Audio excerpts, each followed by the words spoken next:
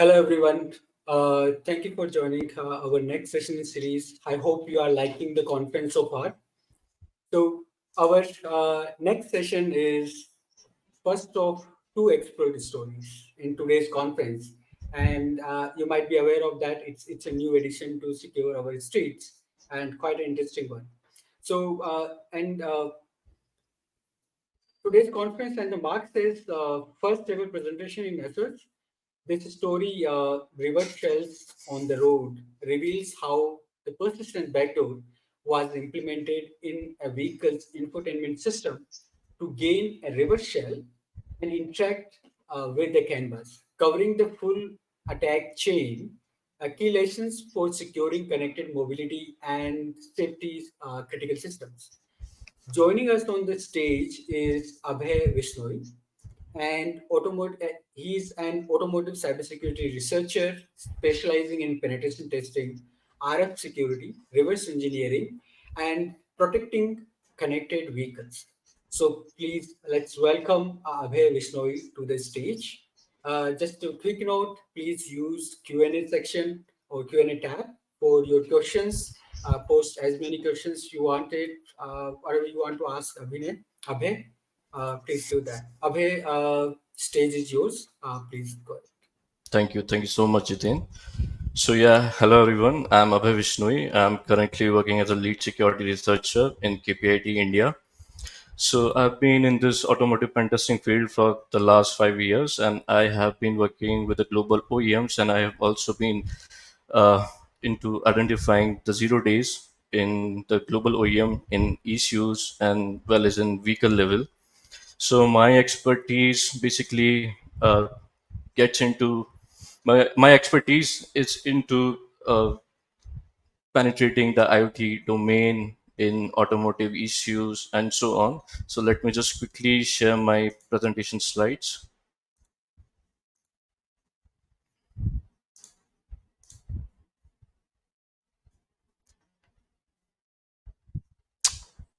Okay. So today's topic is reversals on the road, hacking vehicles infotainment system. So this is little about myself, like I discussed. So I have been hands-on experience with embedded Android, iOS, and firmware analysis and hardware debugging. I have also published uh, a few CVs and few are in pipeline. Okay, so today's agenda will be I will be covering a basic introduction. We will be going for the live demonstration. I will be showing the additional research for the other issues or the for other infotainment systems, security barrier and bypasses, and mitigation and remediations. So infotainment system, or we can say the hacker's playground. Sorry. So these are the attack surfaces analysis of the infotainment system endpoint. So these are the major attack points which we get into the infotainment system, as we can see in the chart.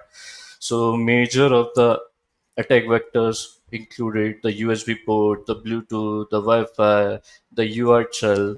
So these are the major or the OTA updates. So we can get into the system by using the malicious OTA updates also. So I will be just going through the basic slides and then we will be having a live demonstration of the today's reversal.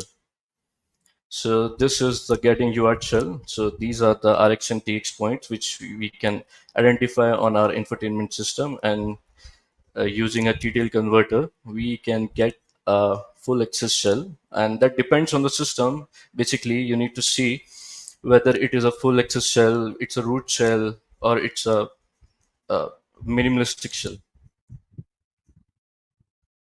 So these are the interesting juicy information I extracted. So as we can see, this is the password 0000. In our Android phones or in most of the infotainment system, it is being logged. So you cannot change the settings easily. So it requires a specific code, 4-digit codes or 6-digit codes. Only after that you can do the settings tweaks or anything, or you can open the developer mode and so on. So by getting into the UART shell or by getting into another AVD shell and so on, you can actually get into the system and find for the valuable information. So this is the exploiting reverse shell. So I will be showing the live demonstration of it, and boom. So yeah, it's just the basic. Yeah, we just get into the system. We we have a full-fledged access of the system. We have a root access, and we change all the settings and change the boot logo image with a custom hacking image. And the second most and most critical part of getting a shell or getting access to a device is the PII theft. So if you are having, or if anyone is having access to your device, suppose you are having a car and it is having an infotainment system and the hacker hacks the car, it can actually extract out all the valuable information, just like the contacts which we use, the email addresses, and if the IP cameras are connected with the car, the mic is connected with the car infotainment. So all these things can be extracted easily by the attacker. The additional research, so suppose most of the latest devices doesn't come with a UART shell or doesn't have a open network access or the ADB is not there. So these are the methods which we can go through. Like we can have a firmware extraction, we can analyze the firmware, we can we can patch the firmware with the matches, we can get into the rooted system, or we can simply use a eMMC chip. We can tear down the eMMC chip and we can extract the whole firmware into it. And using that eMMC data, we have a full firmware and we can extract the boot image, VB meta image, and so on. Using that, we can slide load into our infotainment device and we can have a full-fledged access of that device. So yeah, this is the ideal case scenario. So the demonstration which I will be showing, it's the ideal case scenario. The root is not available. So if the root is not available, most of the time the user or the limited shell is available. So how we can levitate to the privilege acceleration? These are the steps which we go through for the privilege acceleration. So getting root shell, directly getting a root shell from the system, it's not possible most of the time. So we need to extract the boot image, we need to patch it using matches, we need to upload our payload into it. And the hardest part of getting is the boot image. So it's not easy to get the boot image from the device. So you need to actually go through the SOC. We need to having a good access to the hardware system, and we need to look for the SOC data sheets, and after that only we can get the full firmware out of it, and we can do our attack scenarios. This is a screenshot. This is the MediaTek device. So this is another infotainment device. So it is using I'm actually using SP Flash tool, which can easily extract the boot image, the full user image out of the MediaTek associate. So the MT8163 is the IC which we are having in my infotainment system. And the more efficient method is using a TNM and extracting the eMMC.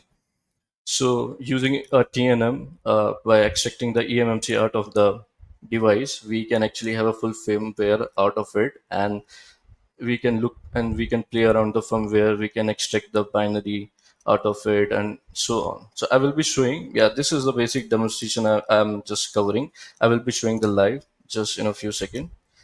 And this is the flashing the image in using different method, so we can actually flash into the device, and we need to also disable the verity check, and we need to have a patched VB meta file so that only our custom firmware will work. Otherwise it will not work, because the device is having the Android verified boot, which is the AVB. So it will not allow our custom firmware to work. So I will be showing like how we can patch it, how we can extract the VB meta file out of our full firmware. Defense in depth. So these are the steps which we need to require. like hardware protection, secure firmware design, network isolation, and continuous monitoring. So by using these all, we can safeguard our infotainment device or any other device. Okay, Jitin, can I share my screen now? Yeah, please go ahead. Yeah.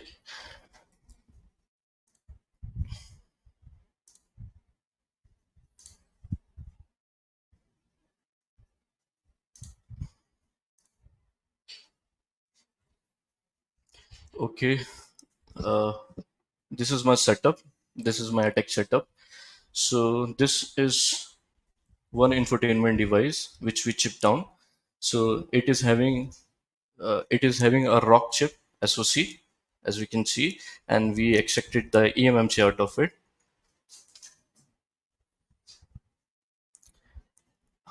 This is the eMMC which we extracted, and using a TNM, we can actually get the full firmware out of the device because the UART is locked in this device and there is no ADB shell available on it.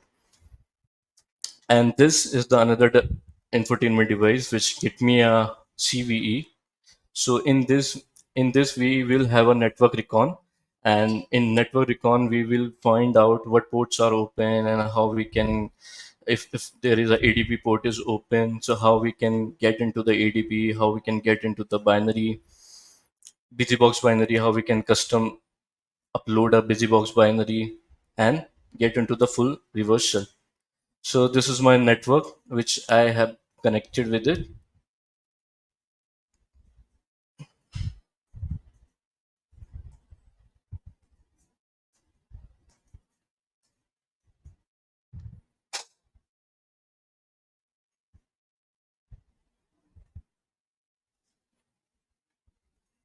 Okay. So this is my private network which I have connected with. Let me just see the IP of this device. It is 10.167.88.36.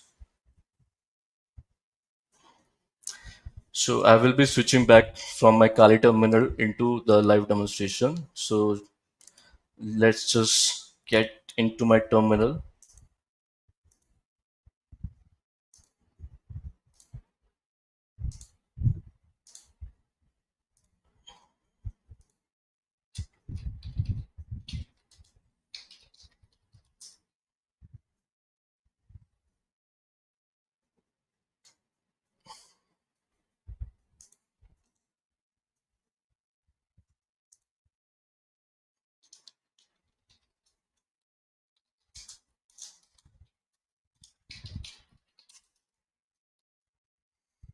So this is,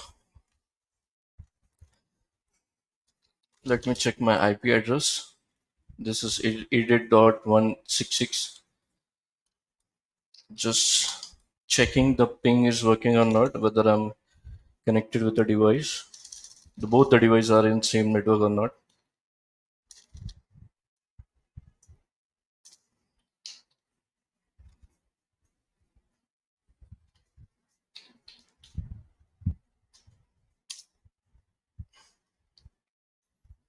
And yes, it's working.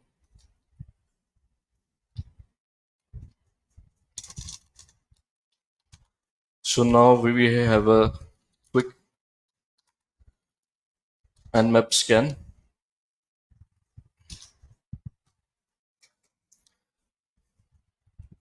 Oops, it's showing down.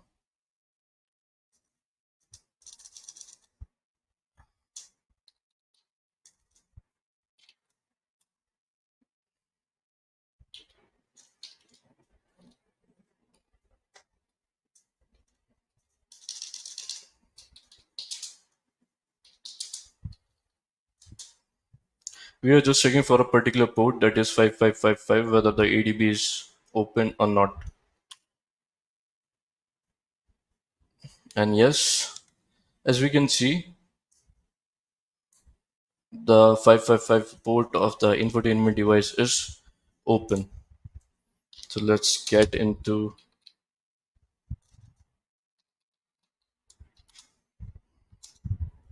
so quickly get connected with the ADB shell,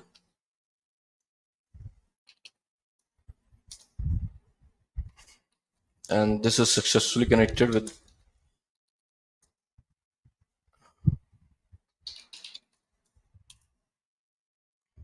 And yes, as we can see, we just directly get a root access of the device. In most idle case scenario, it is not there. So what we have to go through is we need to get the device. We have a UART shell, and after getting a UART shell, we need to enable the ADB service into the devices. So getting into the properties, we have to manually enable the ADB shell, and then only we can have a ADB shell.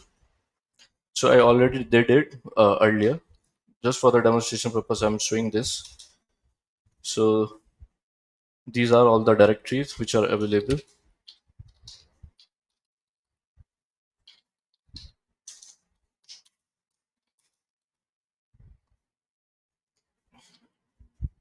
So as you can see that this is my custom BusyBox ARM v7, because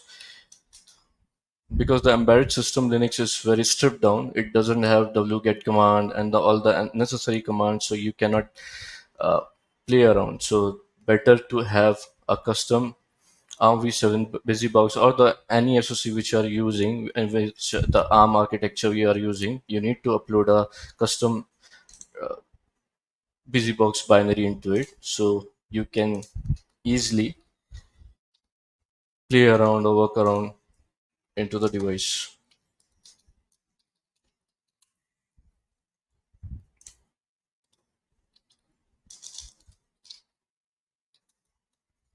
So let me just quickly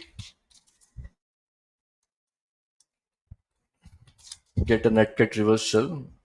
It's just basic. I'm just showing what can be done.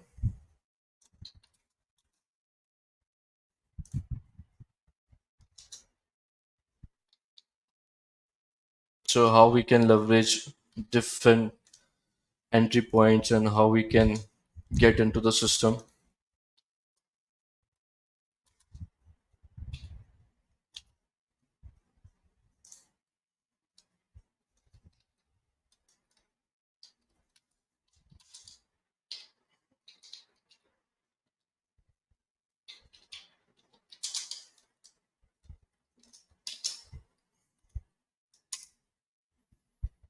And yes, this is the service started.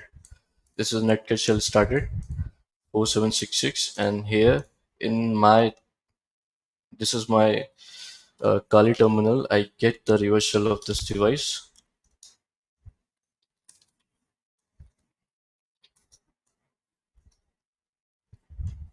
As we can see, these all are the structure of this device.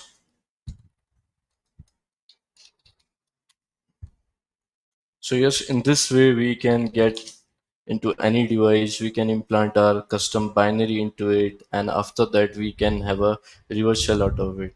To make it a persistent, we just need to get into the /etc and daemon scripts. The init scripts are there, so we need to just put this netcat command into the initialization script. So whenever the system gets started, we will have a reverse shell.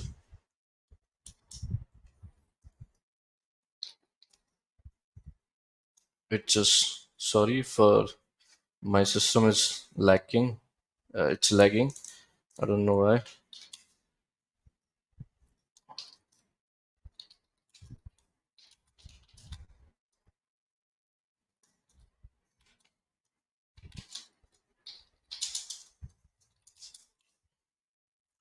Now these are the CAN services which are running on the system. So this is the interesting one which we need, the com.nw.can settings, and this is responsible for working for the CAN bus in this device. So it is not connected with the vehicle, and there are no CAN communications, so we cannot actually interrupt it, or we can inject a CAN payload or anything cannot be done because it is outside the vehicle.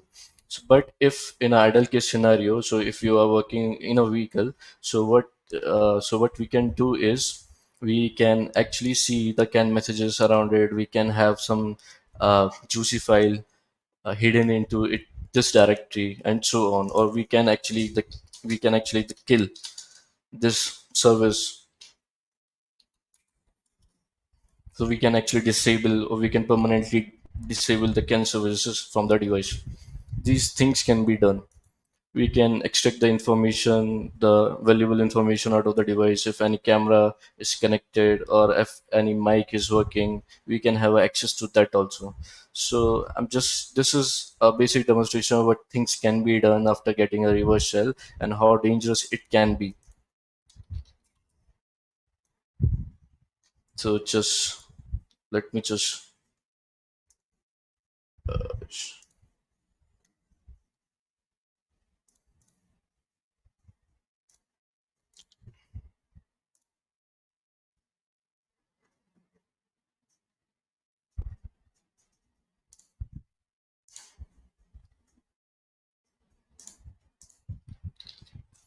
so as we can see, we can have a full access of the device. We have a ADB shell.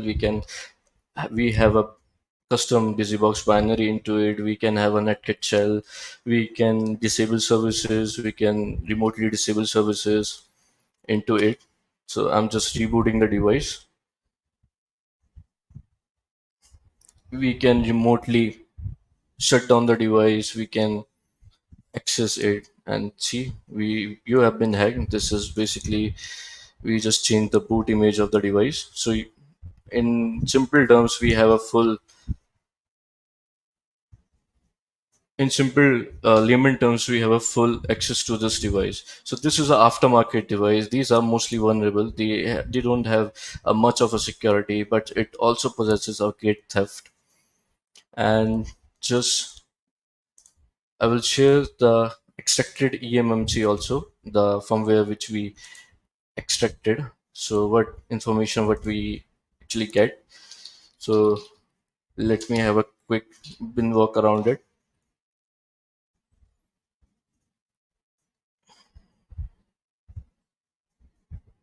So in this is the full uh, this is the miemmc.bin which we extracted, which I shown earlier on the camera, that the EMMC we extracted the full firmware I extracted out of it. So this is having the Android booting image, the kernel image, and so on, and a whole data out of it. So, but this is also having a lot of false positives. So using DD command, we actually extracted, or we carved out our required images. So this is the boot image. So this is the boot image we carved out from the whole firmware. So we can easily patch this image using Magisk and side load using a fastboot or any other method. Also to get to let it be working. So boot image, if you modify the boot image, it will not boot. So you also need VB meta image also. So this is the VB meta image which we also carved out. So we need to search for the particular register addresses, and after that, going through, we can carve out. So just I will show a quick.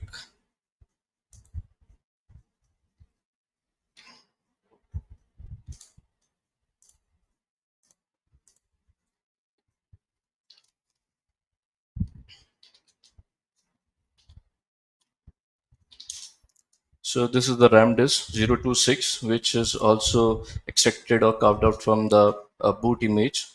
So it contains a lot of valuable information. As we can see, there is a directory called the security directory. It is having the OTA search.zip. So this is responsible for the OTA updates in the device. So if we can modify it, or we can delete it, or we can implant our own certificate into the device, we can actually bypass the OTA security of the any infotainment or any other IoT device. So this is all. I mean, the this can after that we can go through the system. We can have the credentials out of it. If there is any user, uh, if there is any user is saved, So we can have the credentials out of it, we can have a password hashes or the shadow hashes from the system, or we can modify the firmware and repack it and reflash it, but it cannot be demonstrated. So just for a short time being, I'm just covering it bit fast. So this is the RAM disk, and this is the boot image which we required, the VV meta image and the boot image. So one can actually using a Magisk. It's a open source. It's a open source tool which we use to get the super user access. So we can patch it using Magisk and side load into our device. So easily we can get a full shell access or a root shell access or super user access into our device.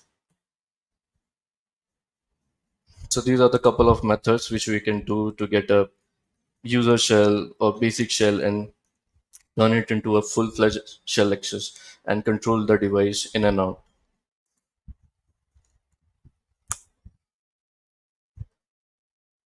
That's all, I guess. So, any questions?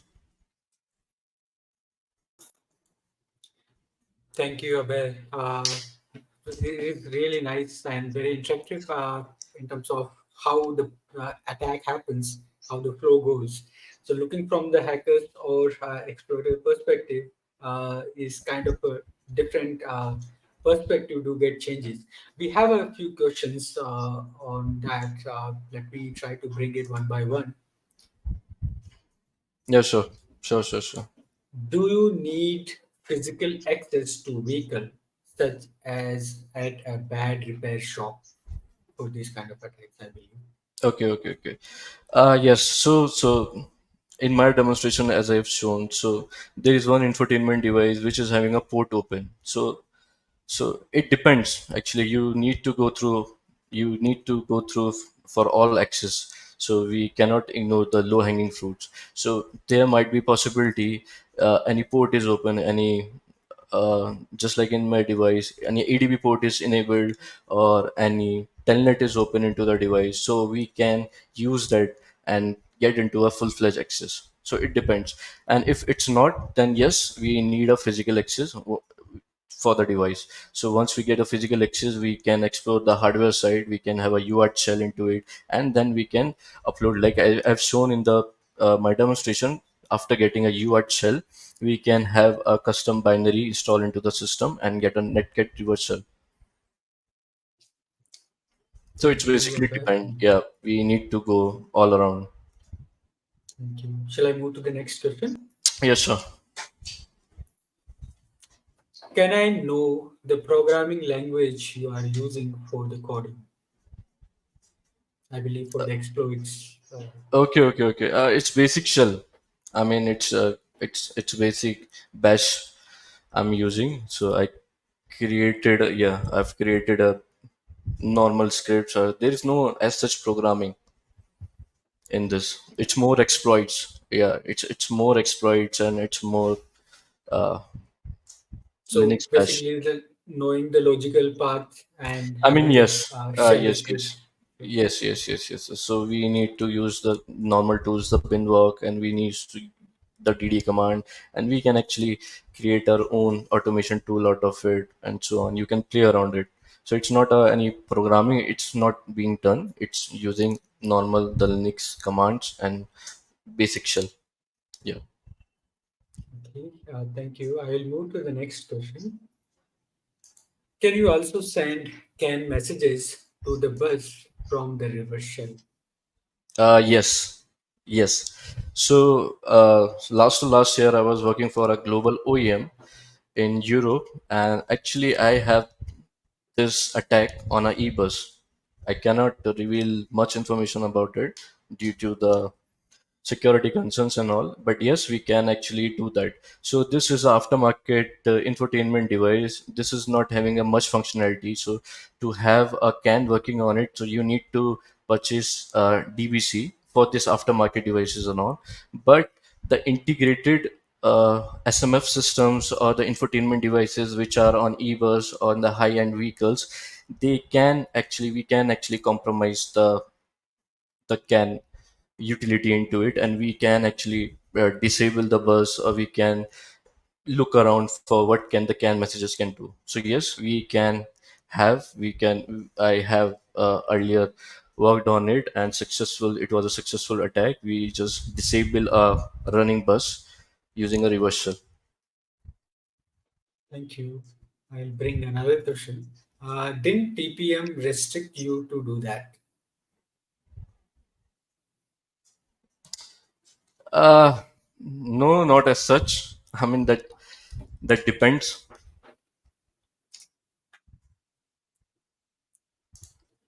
I didn't get exactly what exactly your question is, Sagar.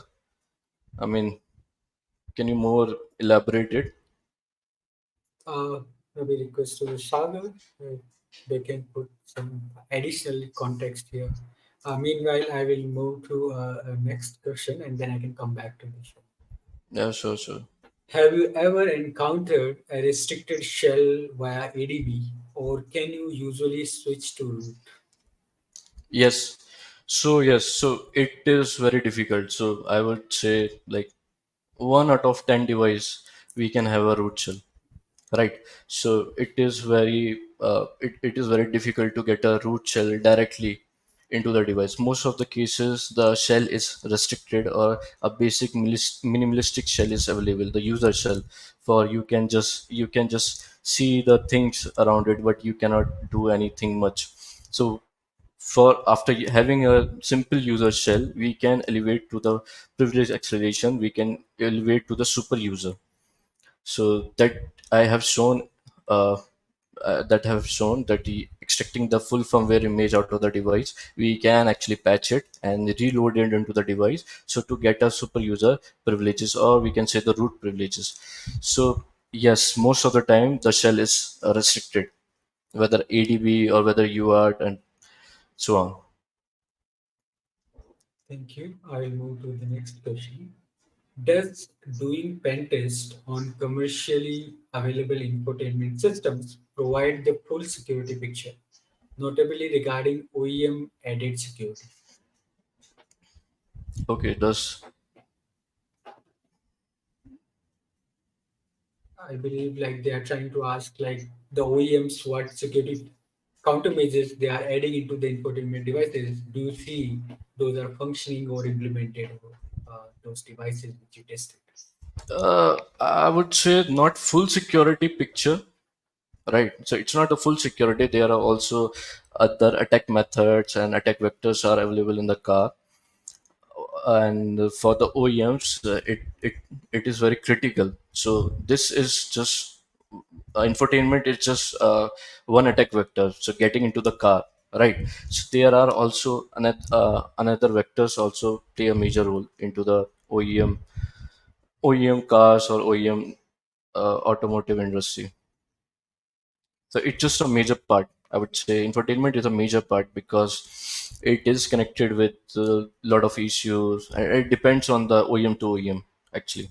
So we need to go through like what functionality is there and how much functionality is there and how it is integrated with the CAN bus.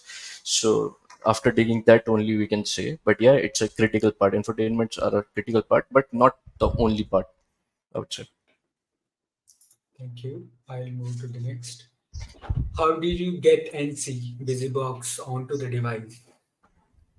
Yes, so Luke, I already showed that in my live demonstration when I'm sharing the screen. So first we need to get into the system. So we need to look around for what processor it is being used. So what ARM it is being used. So it is using a ARM or some another. So in my case, this is the ARM V7 which is being used in my infotainment system.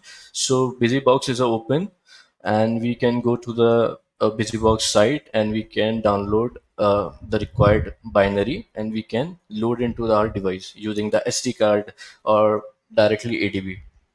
So you can just ADB push the BusyBox into the your any path. Most of the cases, the site loading is restricted, so usually the data local slash temp is being used, so you can load that custom busybox into your device and it will work fine. Even if you have a normal user shell, it will be working. because slash data slash local slash stamp is a writable directory even for the normal users also. Thank you. I'll move to the next question. I'm not sure how you're going to answer that. How much do you deadlift? So yeah, my recent was 150 kg. Yes, on a conventional. I'm not Good. saying the sumo. Yeah, it's a conventional deadlift, and I'm working for. Uh, I will be working to get my target is 200 plus the next year. So yeah, but 150, I have a PR currently. Oh, that's good. I'll move to the next question. ADB shells are the coach of Android devices, especially IVIs. Core ECU like engine or powertrain don't have Android or Linux, so no shell. With UDS and JTAG logged, you got a fault injection. For eMMC devices, desoldering is straightforward. I'm not sure what is Yes, the question, but Abhay, if you can. yes. So yes, so just give me a second.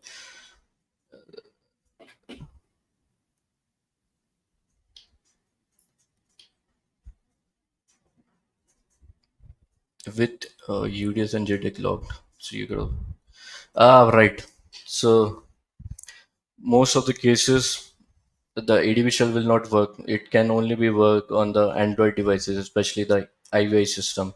The core issues or the core cars which are having the powertrain engine, they don't have the Android infotainment and so on. So we cannot have a direct shell into it.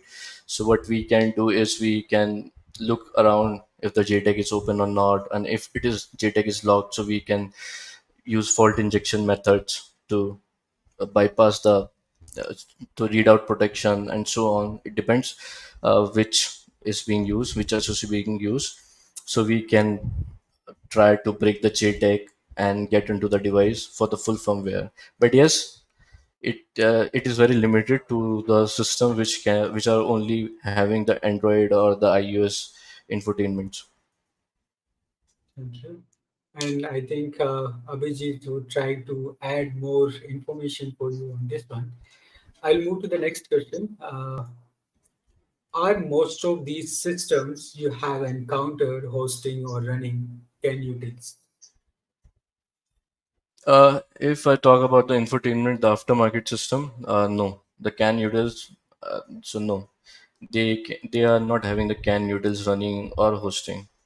It it actually depends. So in most of the aftermarket system, the CAN utils are not working. So we need to attach some DVC and some external thing into it, and then uh, it's for the particular car. It can be work. Okay. I'll move to the next question. Where can you extract firmware? Using ADB or using UART? If we need to use UART to access and dump firmware, can you talk about your setup like hardware tools? And there is some additional comments on that. Unless both are locked, it's breaking out the chip and running some external tools depending on the chip support. Uh, I cannot see the full question. I mean, Yeah, so here's the question, and they have added kind of a oh, comment okay, uh, okay, okay, okay, okay. just to clarify on if both these options are kind of locked. So you Hmm. need external tools, and that would depend on the chip which it supports. Okay, so it So means how if do you if answer this? yeah, so unless both are logged and breaking out the chip and running some external tools depending on the chip Mhm. support. I mean, yes.